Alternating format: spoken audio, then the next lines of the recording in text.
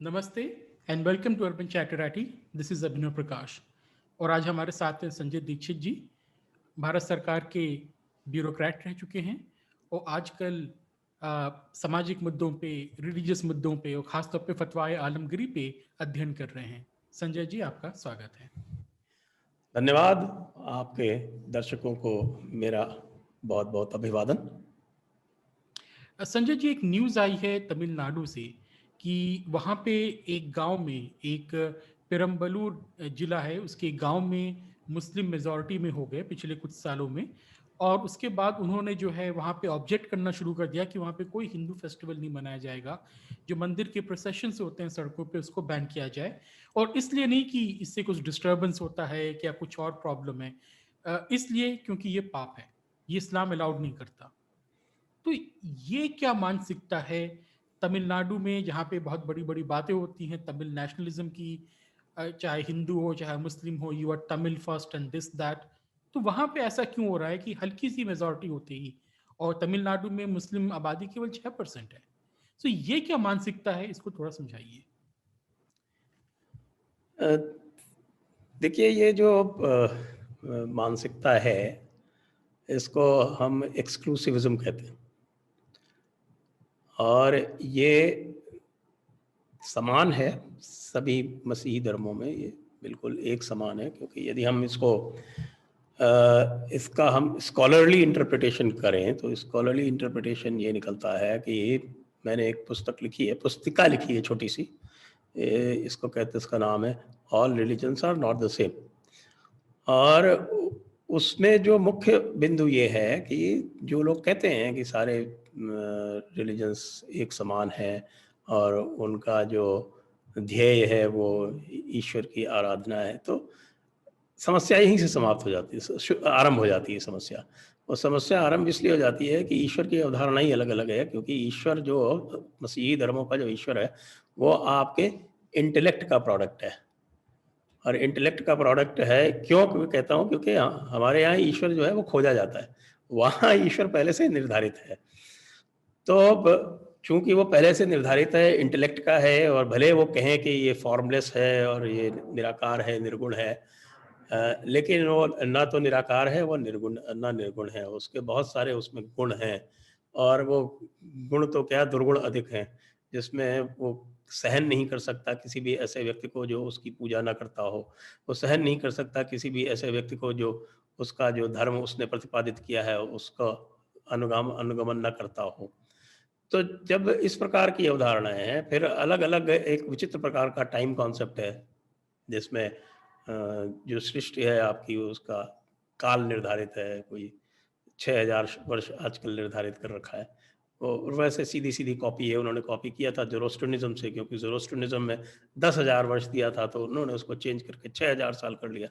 और पूरा पूरा जो ये रिलीजन था, जब इस्लाम की बात करें यदि इसको, क्योंकि स्पेसिफिक हम इस्लाम की बात कर रहे हैं, तो जब 7वीं सदी में इसका आविर्भाव हो गया, तो 7वीं सदी कहते हैं, वैसे तो यदि देखा जाए तो इसकी जो एविडेंसेस जो हैं इसकी स्थापना की, वो 9वीं सदी से ही मिलना आरंभ होते हैं।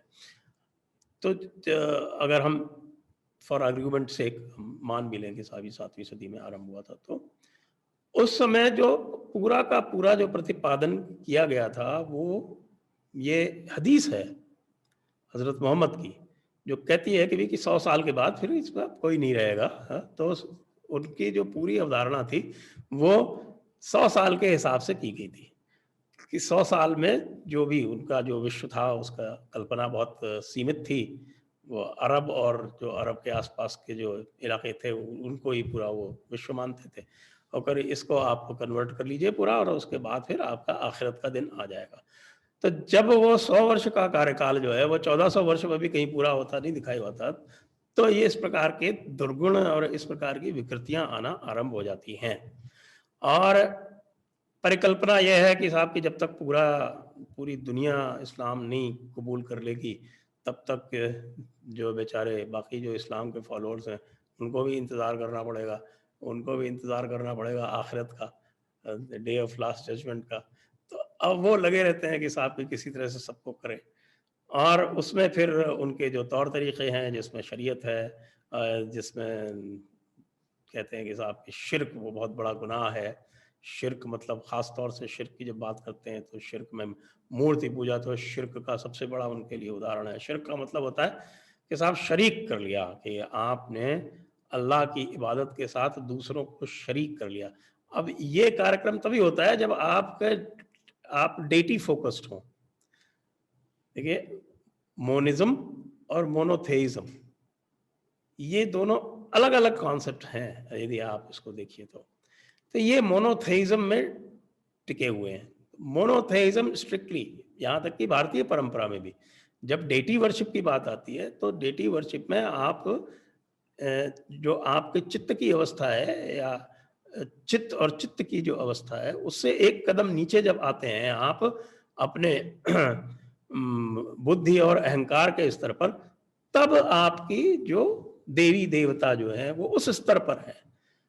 अब ये कहते तो ये हैं कि साहब कि एक ईश्वर है, लेकिन उसको रखते डेटीज के बराबर हैं। तो इतने प्रकार के इनके बौद्धिक कॉन्ट्राडिक्शंस हैं कि जिनका किसी प्रकार का समाधान करना संभव नहीं है। फ्रेमवर्क्स अलग अलग हैं। हमारा एक्सपीरियंशियल फ्रेमवर्क है, इनका इंटेलेक्चुअल फ्रेमवर्क है।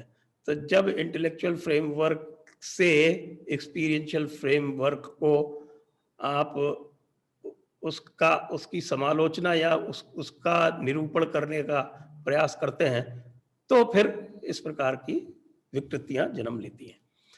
तो अब ये जो आप देख रहे हैं ये कोई तमिलनाडु के लिए विशेष नहीं है। आप पूरे इतिहास में देख लें, चाहे भारतीय उपमहाद्वीप के इतिहास में देख लें, चाहे और विश्व में कहीं के भी इतिहास में देख लें, आजकल पश्चिम में जो चल रहा है, जो पश्चिम में जिस प्रकार से आप अलग अलग वहाँ पे कम्युनिटीज बन जाती हैं, गेटोज बन जाते हैं, वहाँ पे देख लें, तो ये इस्लामी प्रकृति है।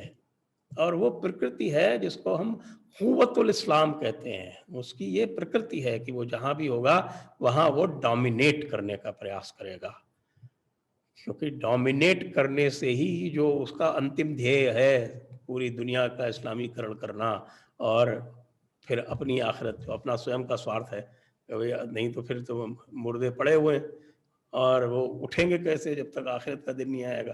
अब खैर वो तो खैर अब उसमें जाएंगे तो अजीब अजीब तरह की अवधारणाएं आ जाएंगी।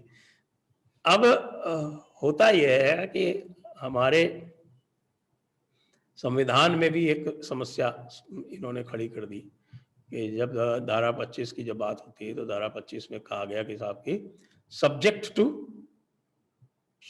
To morality, law and order, morality, health, law and order, and subject to other rights provided in this part. You shall have freedom of conscience and religion, this, and freedom to practice, profess and propagate. ये जो propagate वाला जो है, ये this is the elephant in the room. अब आपने इसको propagate करने की आपने उनको फ्रीडम तो दे दी, लेकिन जो सब्जेक्ट्स हैं वो that is basically to be enforced by the state, कि वो इसके ऊपर जो सीमित इनके ऊपर जो सीमाएं बांधी गई हैं उसको इन्फोर्स करे। स्टेट वो करती नहीं है तो फिर ये जो है वो अपने रिलीजन के राइट के तहत, क्योंकि उनके तो रिलीजन में लिखा हुआ है कि सबको कन्वर्ट करना है, जिहाद उनका बहुत पावन एक कर्तव्य है, और उनके हिसाब से ये जो आपके शिर्क है, मुनाफकत है, या इर्तिदाद, या जिसको कहते हैं अपोस्टेसी है, गुस्ताखी या तौहीन है, ये तो बहुत बड़े अपराध है। तो वो अपने हिसाब से जब चलने की कोशिश करते हैं, और स्टेट जो है जो सीमाएं जो निर्धारित की हैं कॉन्स्टिट्यूशन ने उसमें लैक्स रहती है, उसमें बिल्कुल मैं कहूँ कि एक तरह से वो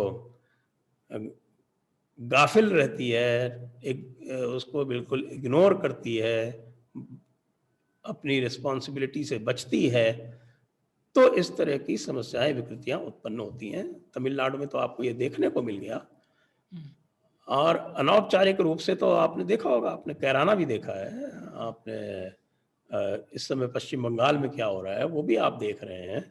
पश्चिम बंगाल में तो मुझे बताया जा रहा है कई जगहों में तो उन्होंने इस चुनाव के बाद में जजिया तक वसूलना शुरू कर दिया है, और घरों में जा के कह रहे हैं कि भाई तुम माले गनीमत हो तो तुमको ले जाएंगे, तुम्हारी लड़की को ले जाएंगे हमारे।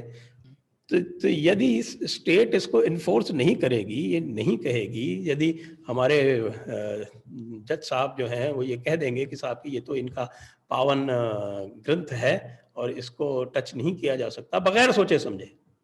अब उनके अजीब अजीब ख्यालात हैं। वो खुद एक, जिन जज साहब ने किया वो खुद एक प्रीस्ट हैं।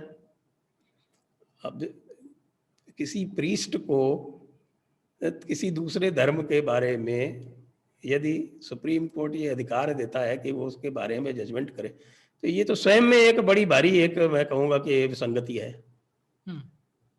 ऐसा होना ही नहीं चाहिए था। यदि आपने उनको जज बनाया है तो आपको ये कम से कम ये तो निश्चित करना चाहिए था कि किसी भी धार्मिक मामले को वो डील नहीं करेंगे।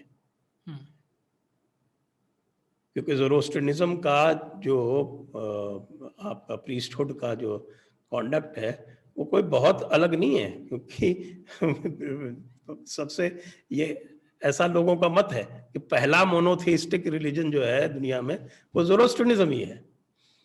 और सबसे पहले ये जो लास्ट जजमेंट डे वाली जो परिकल्पना है वो उनकी एक ऑल सोल्स डे होता है, वो वहीं से आई है।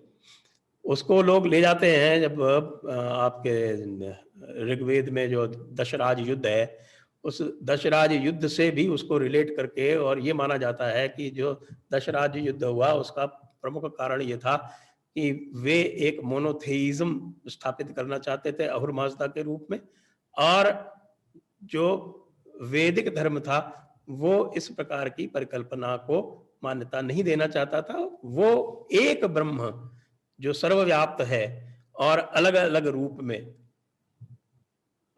रूप में परिलक्षित होता है, एक स्तर पर देवी देवताओं के रूप में, दूसरे स्तर पर मनुष्य के रूप में, तीसरे स्तर पर और छोटे रूप में और सूक्ष्म रूप में आपके पेड़ पौधों और पशुओं के रूप में।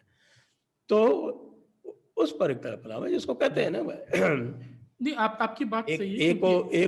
एकम रूपम बहुधा यह करोति, ये वेद का दर्शन है। एकम रूपम बहुधा यह करोति, रूपम रूपम प्रतिरूपो भवति, ये तो वेद और उपनिषद में लिखा हुआ है।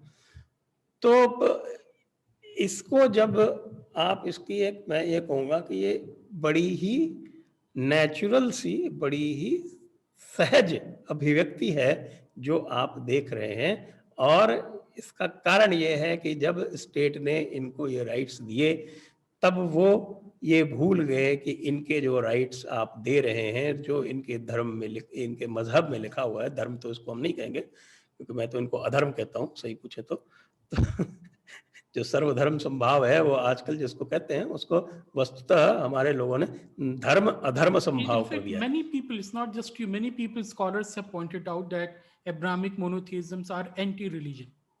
So especially with respect to Christianity, you have many such work done by scholars in the West over the last century that Christianity is the perfect anti-religion. But that's a different debate, philosophical debate. That depends on what they call religion, actually. That depends on how they define religion. Yeah, so yeah, true. So that's a different debate. No, but your point is right. So in fact, the first mosque in the north में जो पहली मस्जिद है कुव्वत-ए-इस्लाम, जो Qutub Minar complex, कुव्वत-उल-इस्लाम नाम ही उसका कुव्वत-उल-इस्लाम, नाम ही वही है। और क्या कहते हैं, जो आपने बताया कि जो तमिलनाडु में हो रहा, कोई बड़ी बात नहीं है। 2013 की 13, मैं तो सिर्फ ये कहूंगा कि तमिलनाडु में सामने आ गया, बाकी सब सामने जगह होता है, लेकिन ये एक दबे छुपे रूप में होता है। 2017 का जो चुनाव था, 2016 का एक साल पहले यूपी का जो था, जिसमें योगी सीएम बने थे। सो मैं जहाँ रहता हूँ फैजाबाद में, अयोध्या जिले में, तो वहाँ पे एक लोकेलिटी थी जहाँ पे अधिकतर गरीब लोग रहते थे। मेरे घर से बहुत दूर नहीं थी, तो वहाँ पे हम लोगों की मेड वगैरह रहती थी वहाँ पे। सो वो बता रही थी कि एक ओपन मैदान हुआ करता था जहाँ पे हर साल होली होती थी, सारे त्यौहार होते थे, होलिका दहन होता था। उसके बगल ही जमीन में बहुत प्लॉट लेके एक कोई तबलीगी टाइप का मुस्लिम था, उसने जो है बहुत बड़ा घर बना लिया। वो कहीं अरब देश में काम करता था, वहां पे घर बना लिया। और जब रहने लगा तो सबसे पहला काम किया कि पुलिस बुला के इसको रुकवा दिया कि यहाँ होलिका नहीं मनेगी। वो पूरा इलाका हिंदुओं का है, पूरा इलाका ऑलमोस्ट 90% हिंदुओं का है। उस कॉलोनी में एक ये आके घर बना के रहता है एकदम, पता नहीं तबलीगी था, वहाबी था, देवबंदी था, मेरे को तो याद नहीं है, कई साल हो गए।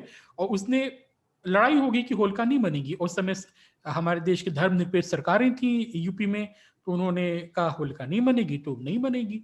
तो उस इलाके ने पूरा एकजुट होकर बीजेपी को वोट किया, जबकि वो पारंपरिक रूप से भाजपा का वोटर इलाका नहीं था। वहां पे बसपा सपा को वोट पड़ते थे। तो मैं तो कहता हूँ कि भाजपा को कभी रेडिकलाइजेशन करने की जरूरत पड़ती नहीं है, वो तो ऑटोमेटिक हो जाता है। तो वो लेकिन ऑटोमेटिक हो जाने की वजह से भाजपा जो है इतना उनको लगता है कि ये हमें तो ऑटोमेटिकली देंगे, तो इसलिए वो अपने वोटर्स की इतनी परवाह भी नहीं करती। टेकन हम फॉर देख रहे हैं ना ग्रांटेड। पश्चिम बंगाल में। नहीं, लेकिन इसमें एक इंपॉर्टेंट पॉइंट जो निकल के आ रही है कि हमेशा हम ब्लेम करते हैं कि वहाबी इन्फ्लुएंस है, और साउथ इंडिया में तो है थोड़ा बहुत, केरला में है और तमिलनाडु में, क्योंकि आउटपुट माइग्रेशन बहुत है। लेकिन साउथ इंडिया की अगर हम हिस्ट्री देखें तो जब पाकिस्तान मूवमेंट हुआ था उस समय को वहाबी इन्फ्लुएंस ऐसा नहीं था। उस समय तो अरब देशों में भी कोई इकोनॉमिक बूम भी नहीं था कि वहां पे जाके कुछ कोई काम करना चाहेगा। लेकिन तमिलनाडु में, जहाँ अगर मैं गलत नहीं हूँ तो सारी की सारी सीटें जो थी वो मुस्लिम लीग को मिली थी। मतलब तमिलनाडु के जो 6% मुस्लिम है, उस समय हो सकता है 4% होंगे, उन्होंने मैं फुल मैंडेट दिया था एक पार्टीशन। मिनट में आपको करेक्ट कर दूं। जो तमिलनाडु का जो वो जो आप 46 के प्रोविंशियल चुनाव की बात कर रहे हैं, तो 46 के चुनाव प्रोविंशियल चुनाव में वो जो चुनाव है वो मद्रास प्रेसिडेंसी की बात थी। तो वो जो मुस्लिम सीटें थी वो मद्रास प्रेसिडेंसी की थी, और मद्रास प्रेसिडेंसी की मुस्लिम सीटें जो थी वो अधिकतर मालाबार में थी, क्योंकि मालाबार जो था वो मद्रास प्रेसिडेंसी में आता था।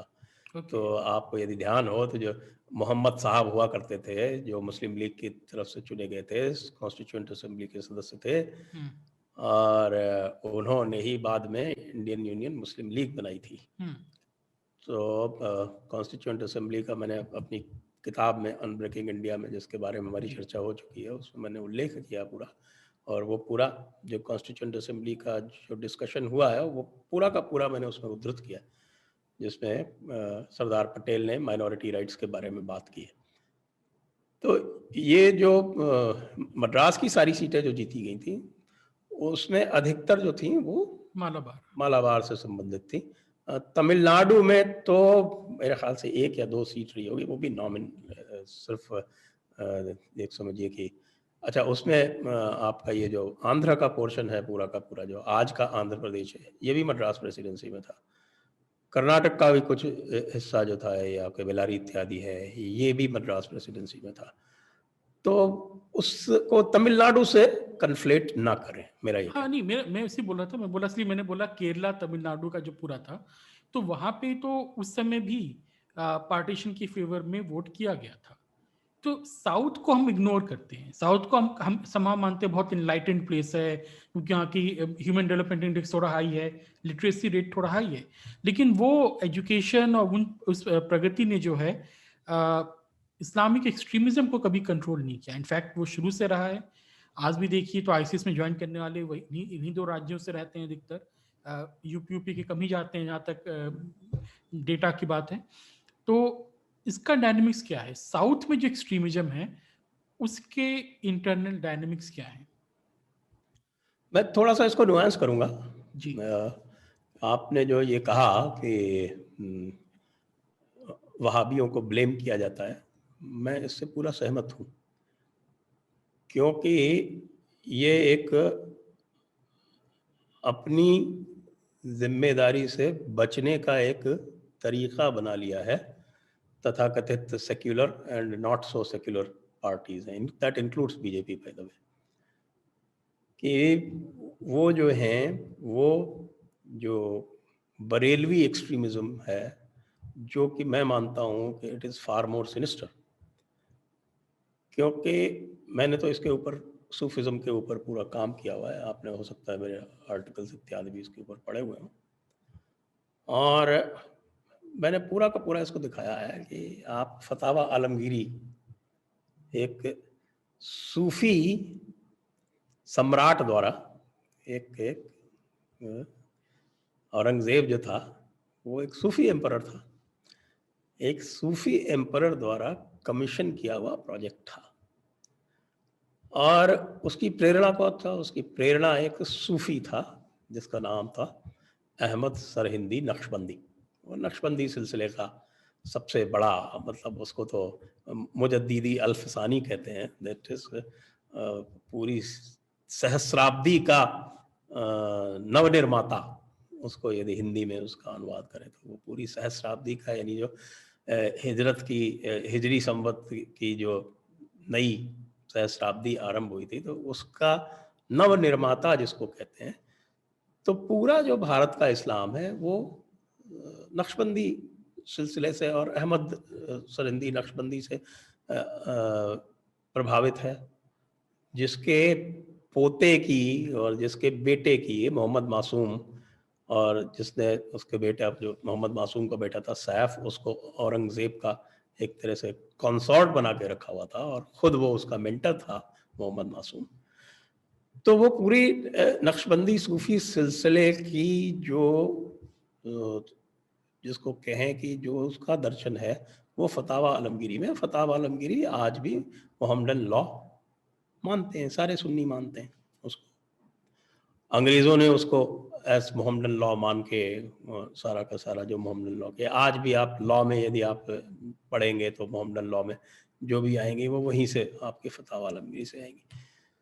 तो आपके फतावा आलमगीरी का 3रा वॉल्यूम है, हम तो उसका ट्रांसलेशन का प्रोजेक्ट हमने हाथ में ले लिया है। आश्चर्य की बात है कि 300 वर्ष में, 300 वर्ष से ऊपर हो गए, 325 वर्ष हो गए, आज तक किसी ने इसका अनुवाद ही नहीं अटेम्प्ट किया। अब आप सोच सकते हैं कि आप कैसे इनको समझेंगे जब आप इनकी पुस्तक का अनुवाद ही नहीं करेंगे।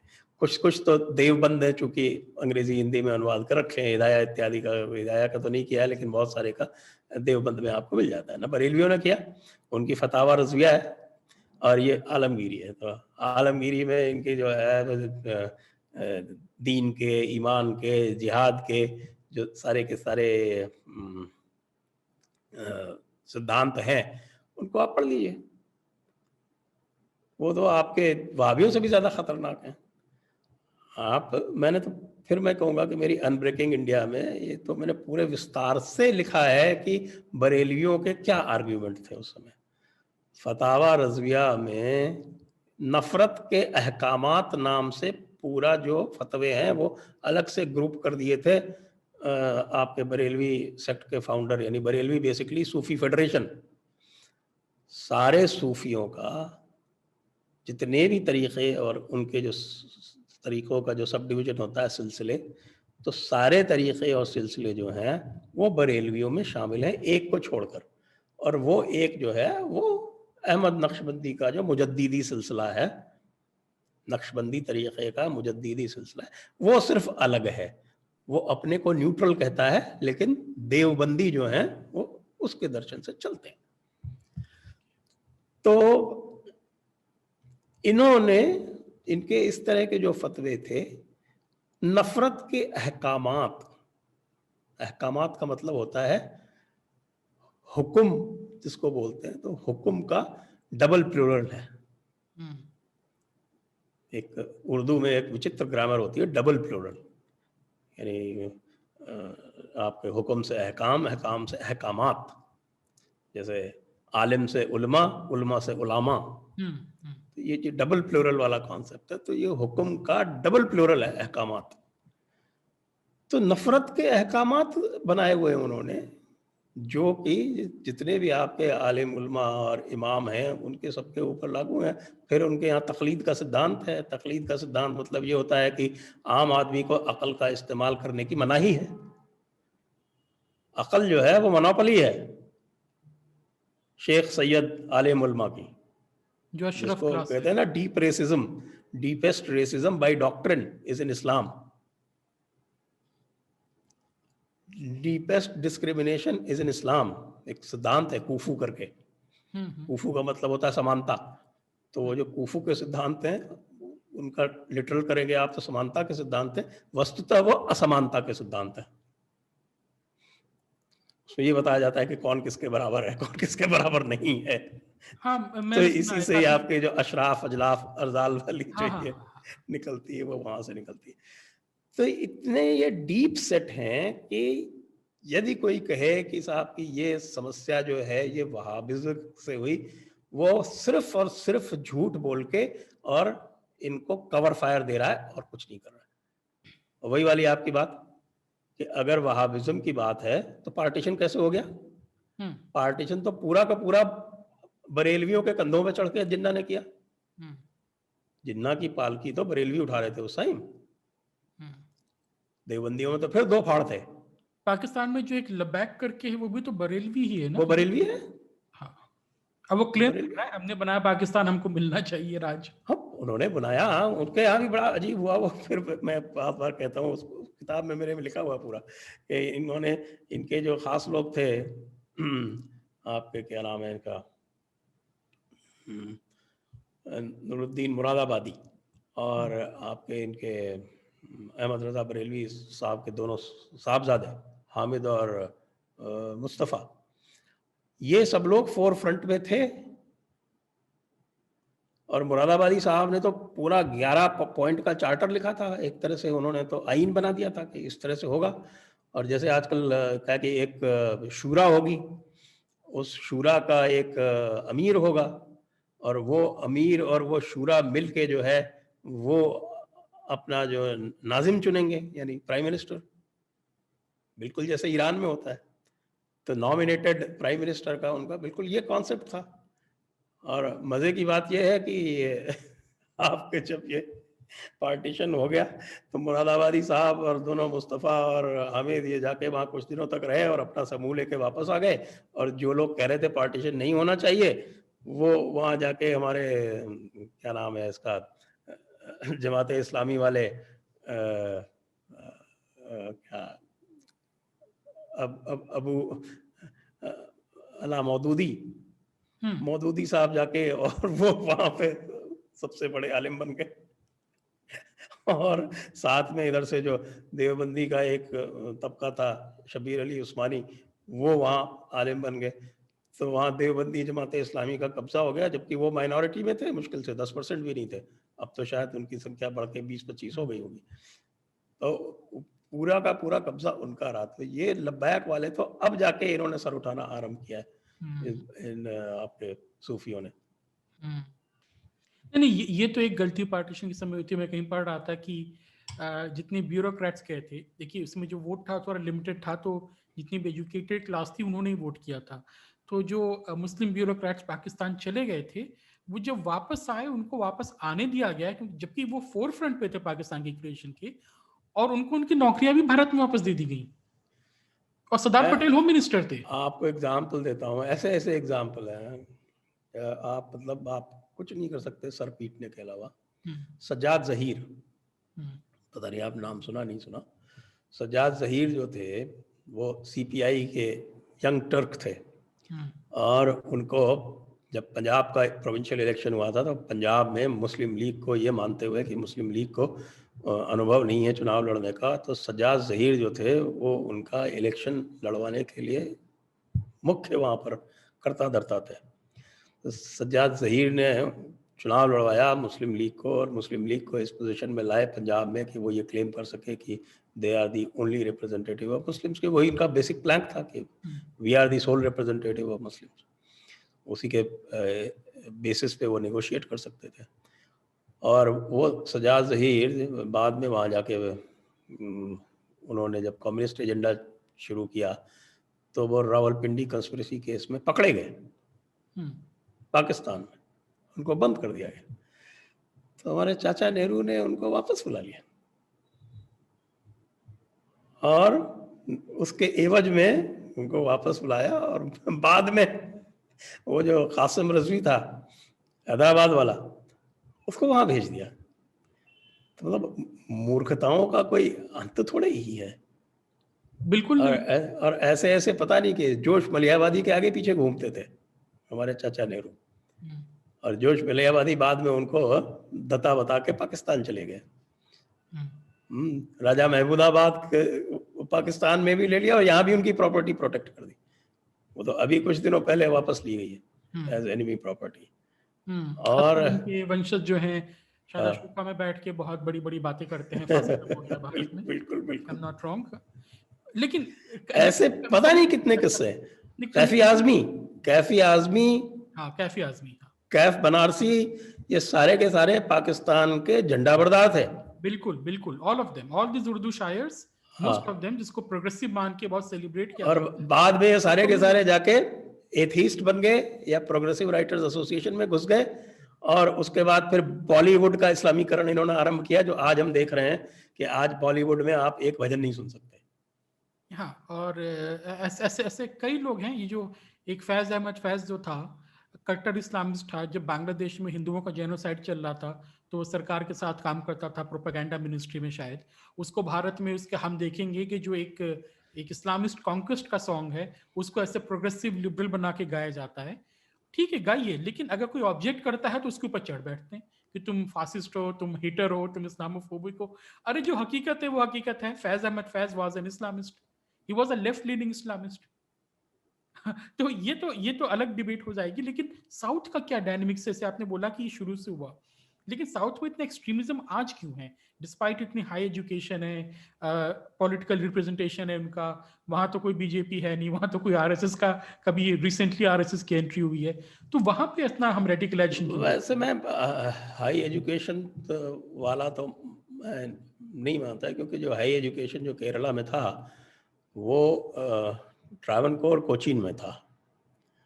वो जिसको आप कहते हैं ना high education, that was that enlightened policy was not in the Madras presidency. Malabar जो था, ये कैलिकट एरिया, ये पूरा का पूरा ये सब मद्रास प्रेसिडेंसी में था। दूसरी बात, आप ये देखेंगे कि जो वो पूरा का पूरा आपका मुपल्ला राइट्स हुए थे, जो मुपल्ला राइट्स हुए थे 1921 के, तो they were led by Abu Musliyar, who was a Qadri Sufi. और आज भी जिसको ग्रैंड मुफ्ती कहते हैं, बरेलवियों के जो ग्रैंड मुफ्ती हैं, वो इसी मिस्टर मुसलियार हैं, वो उसी कादरी मुसलियार के उसी के वंशज हैं। The grand mufti of India और the Barelvi sect actually comes from Malabar. So it is true that they have an Arab community, but the principal sect that they have belongs to Sufis. सबसे ज़्यादा वहाँ आपके क़ादरिया सूफ़ी हैं मैक्सिमम। तो फिर वही बात आती थी कि साहब वहाबिज़म के साहब के इनका अरब से ताल्लुकात है और ये है वो है, all हॉगवॉश। All you need to do to go back and look at the history of the Malabar riots and the Mupalla riots and see who were the leaders. वो ये आपके ये अबू मुसलियार और दूसरा क्या नाम था उसका, वो हाजी जो था, वो दोनों आपके कादरिया सूफी हैं। तो ये जो एक्सट्रीमिज्म है, if you look at the Sufis, तो इनको सैनिटाइज किया गया है और they are extremely violent by their doctrines. Going to their doctrines, तो ये जो सबसे पहले जो आपका जो तौहीन वाला मामला आता है ना, जिसमें तौहीन और ब्लास्फेमी जिसको कहते हैं, तौहीन गुस्ताखी, इसमें सबसे ज्यादा वायलेंस कौन दिखाता है? Who express the maximum violence? ये जो लबैक वाले, ये कौन है? तौहीन पे ही तो हल्ला कर रहे हैं ना। तो रसूल की तौहीन पे सबसे ज्यादा एजिटेटेड कौन होता है? ये सूफी होते हैं, क्योंकि they are the only people in the world, the Indian Sufis, who ascribe divinity to the prophet. Oh, really? इनके जो But that's है, blasphemy according to Islam. that is blasphemy according to the other major Islamic sects. Okay. It is also blasphemy or shirk, not blasphemy but actually shirk. तो ये शिर्क है according to देवबंदीज। अब इसकी history में जाएंगे तो इसकी हिस्ट्री फिर एक आपका पूरा सेशन इसी में चला जाएगा इसकी हिस्ट्री में कि देवबंदी और इनका कहाँ से शुरू हुआ। दैट एक्चुअली इज 1825 तक दोनों एक ही थे। ये स्किज्म जो है ये 1825 में हुआ when one of the descendants of the deputy writer of the Fatawa Alamgiri Shah Abdul Rahim, जो शाह वलीउल्लाह के वालिद साहब थे, और शाह वलीउल्लाह के बेटे हुजूर थे शाह अब्दुल अजीज़। शाह अब्दुल अजीज़ के भतीजे थे शाह इस्लाम शहीद। तो वो जो इस्लाम शहीद और साथ में आपने नाम सुना होगा सैयद अहमद बरेलवी शहीद, जो बालाकोट में ये दोनों जो मारे गए थे जब जिहाद करते हुए। तो ये जो शाह इस्माइल जो थे, इन्होंने मोहम्मद साहब की डिविनिटी, उनका देवत्व को चुनौती देते हुए किताब लिखी थी, तक़वा वल ईमान। ये 1825 की बात है। तो उसके बाद फिर 14 बड़े जो उलमा थे उन्होंने फतवा जारी किया इस किताब के इख्तलाफ में, किताब के इख्तलाफ। वहाँ से इनका झगड़ा शुरू होता है। तो फिर ये जो सैयद अहमद बरेलवी के जो फॉलोअर्स थे बाद में आए, ये उन्होंने देवबंद बनाया, और जो जिन्होंने उसको चैलेंज किया था और जिन्होंने अपहोल्ड किया था मोहम्मद साहब की डिविनिटी को, उसमें हमारे जावेद अख्तर साहब के दादा हुजूर जो थे, उनके मुख्य रोल था अल्लामा फजले हक खैराबादी। तो अच्छा, तभी जो देवबंदी होते हैं वो सब सूफियों को बोलते हैं कि शिर्क करते हैं सूफी, क्योंकि वो डिविनिटी वहाँ से एट्रीब्यूट करते हैं। किताब छोटी सी है, आपको मिल जाएगी, अच्छा। देवबंद में मिल जाएगी, तक़वा वल ईमान। तो वो है इसकी बेसिस, इस झगड़े की बुनियाद वहाँ से है। सो एक फाइनल क्वेश्चन आपसे। हमने साउथ में रेडिकलाइजेशन की बात की, और लेकिन अगर हम ईस्ट में देखें तो बंगाल एक बहुत बड़ा केंद्र रहा है इस्लामिज्म का, और हमेशा से रहा है, शुरू से रहा है।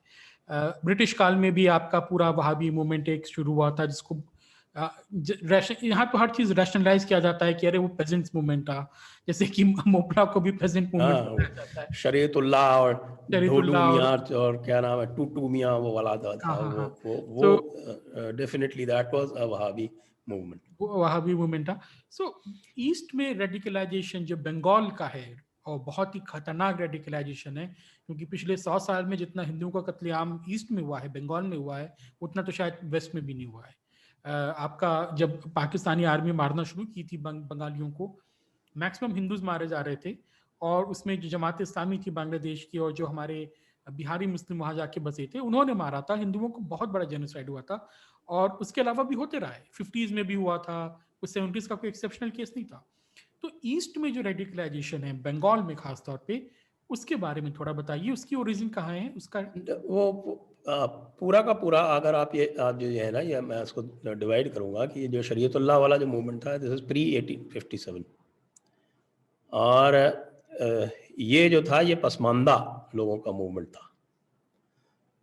तो ये जो है वो it had very brief kind of resurgence और इंसर्जेंस यू कैन से।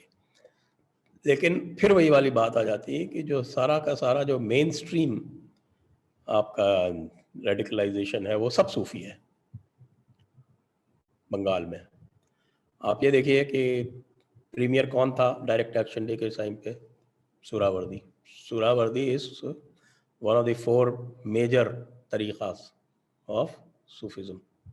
जो 4 यहाँ के मेजर तरीक़े हैं वो है नक्शबंदी, सुहरावर्दी, चिश्ती और क़ादरी। तो क़ादरियों का तो किस्सा मैंने आपको मालाबार में सुना दिया।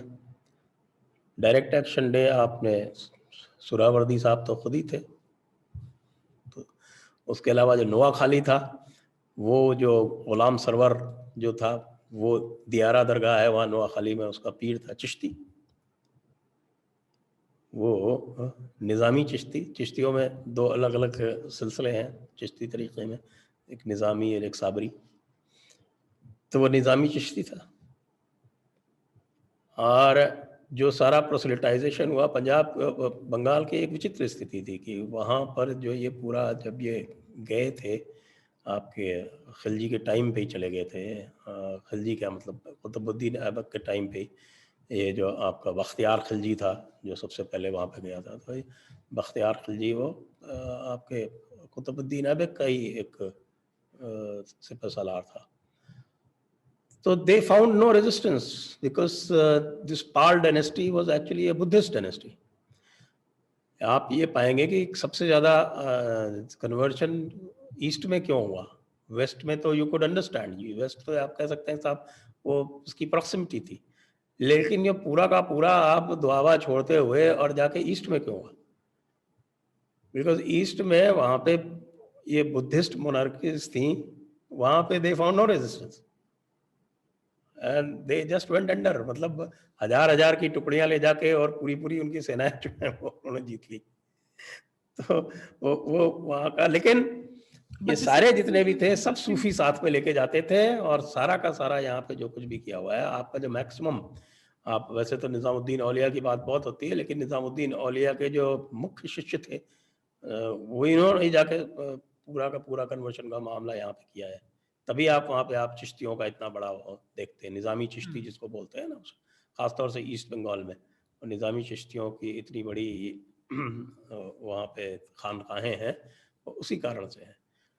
सारा रेडिकलाइजेशन हिंदुस्तान में इंडिजिनस है, सूफियों के कारण है। इसीलिए मैं फतावा आलमगीरी का अनुवाद करके आपके सामने पेश कर दूंगा, तब आप देख लीजिएगा, क्योंकि वो पूरी की पूरी एक सूफी सम्राट के द्वारा आयोजित प्रोजेक्ट है, सूफियों के द्वारा बनाया गया है। जो भी उसमें सारे के सारे थे सब वो हनफी और इस सूफी मत के जो मुतावलंबी थे वो थे। Oh my God, so that's an interesting. और ये आपने ये इम्पोर्टेंट एक बात बताई कि बंगाल बुद्धिस्ट मेजॉरिटी था। भारत में देखिए इंडियन सब कॉन्टिनेंट में मैक्सिमम एरियाज जितने आज मुस्लिम मेजॉरिटी हैं, चाहे बंगाल हो, चाहे आपका नॉर्दर्न बिहार के जो पूरी बेल्ट हो, या जो आपका कश्मीर हो, पंजाब हो, सिंध हो, ये 1000 साल पहले most of them were Buddhist majority और Buddhist rule. And this is interesting that Hindu majority areas remain Hindu and which means there was heavy resistance. अगर सिंध की भी बात करें तो सिंध में भी पिछले पार्टीशन के समय तक 20-25% तो हिंदू थे ही वहाँ पे कम से कम, अगर ज़्यादा नहीं थे तो ये इंटरेस्टिंग एक है कि अफगानिस्तान, कश्मीर, सिंध, पंजाब, बंगाल, जितने भी बुद्धिस्ट मेजॉरिटी एरिया सब कॉन्टिनेंट के थे, सब के सब मुस्लिम बन गए। जो हिंदू मेजॉरिटी थे वो आज तक उनका कैरेक्टरिस्टिक बचा हुआ है। कारण है ना वो Buddhist, it was very easy because of their central structure. वहाँ तो आपको कुछ करना नहीं पड़ता था, क्योंकि Hinduism is a decentralised structure, society is very very decentralised, और उस डिसेंट्रलाइजेशन को लोग बहुत तरह से उसको वेरीफाई करते हैं, लेकिन ना उसका जो डिसेंट्रलाइजेशन था और उसका जो कम्युनिटी बेस था, that is one of the reasons that it survived. Whereas Buddhism जहाँ होता था वहाँ पे लोग जो होते थे वो they used to be in a kind of amorphous state, और वहाँ पे जो बुद्ध विहार होते थे वहाँ आपको टारगेट बड़ी आसानी से मिल जाता था, वहाँ जाके आप ख़त्म कर दीजिए, पूरा का पूरा जो उनका कमांड सिस्टम था वो ख़त्म, और then it was very easy to convert. Yeah. Even Ambedkar writes that Buddhism in India was uprooted during the Islamic invasion. It was physically decimated. वो एक लेकिन अलग बात है, उस पर कभी और बात की जाएगी। लेकिन Sanjay sir, thank you for talking to us, इस बात को बताने में फोर्सफुली कि भारत में जो रेडिकलाइजेशन है उसका अपना इतिहास है, वो अरब का इन्फ्लुएंस नहीं है। इनफैक्ट अरब देशों को हम देखें आज की तारीख में तो अधिकतर अलग ट्रेजेक्ट्री में जा रहे हैं, लेकिन पाकिस्तान वगैरह को देखें तो ये अलग दिशा में जा रहे हैं। सो थैंक यू, इस पे और चर्चा होती रहेगी, and thank you for enlightening us, and thank you audience for listening to us. Thank you, धन्यवाद आपको।